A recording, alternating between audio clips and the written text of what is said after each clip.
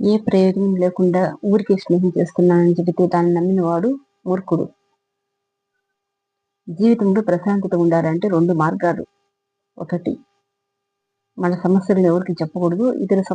ఇతరుల సమస్యలలో తలదూర్చకూడదు. నీ ఆశయ సాధనలో నువ్వు ఎన్నిసార్లు విఫలమైనా సరే మరొకసారి ప్రయత్నించి చూడు.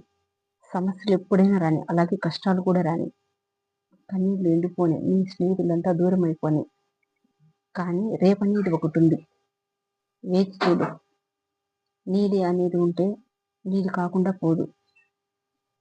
జీవితం అనేది నిన్ను నువ్వు తెలుసుకోవడం కాదు, నిన్ను నువ్వు నిర్మించుకోవడం. జీవితం అనేది గమ్యం కాదు, గమనం మాత్రమే. ఎన్నిసార్లు ఓడినా గెలవడానికి అవకాశం ఉంటుంది. గమ్యం అనేది అనంతం, గమనం అనేది అనేకం. నిన్ను నువ్వు నమ్ముకున్నప్పుడే ఈ ప్రపంచమే నీ పాదాల చెంత ఉంటుంది. మిమ్మల్ని బలవంతంగా చేసే ప్రతి ఆశయాన్ని స్వీకరించు. అలాగే బలహీనపరిచే ప్రతి ఆలోచనను తిరస్కరించు. నీ కష్టాలు నీకు ఎలా బ్రతకాలో నేర్పిస్తాయి. ఎవరిని నమ్మాలో ఎవరిని నమ్మకూడదో అర్థమయ్యేలా చేస్తాయి. కష్టాలు వచ్చినప్పుడు నేర్చుకోవడానికి ప్రయత్నించండి, పారిపోవడానికి కాదు. గౌరవం అనేది వయసును బట్టి కాదు, సంస్కారాన్ని బట్టి ఉంటుంది. తాటి చెట్టు ఎంత ఎత్తు పెరిగినా దాని కింద నిలబడడానికి ఎవరు రారు. అదే రావి చెట్టు ఎంత చిన్నగా ఉన్నా సరే అందరూ రావి చెట్టు నీడలోకి వెళ్తారు.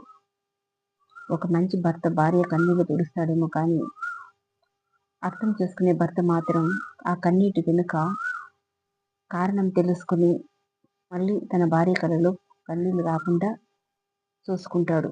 జీవితం నిజాయితీ పరుడిని ఏడ్పిస్తుంది, నిందలు వేసేవారిని నవ్విస్తుంది, మాటకు కట్టుబడి ఉండేవారిని అవమానిస్తుంది, మాటలు మార్చేవారిని గౌరవిస్తుంది.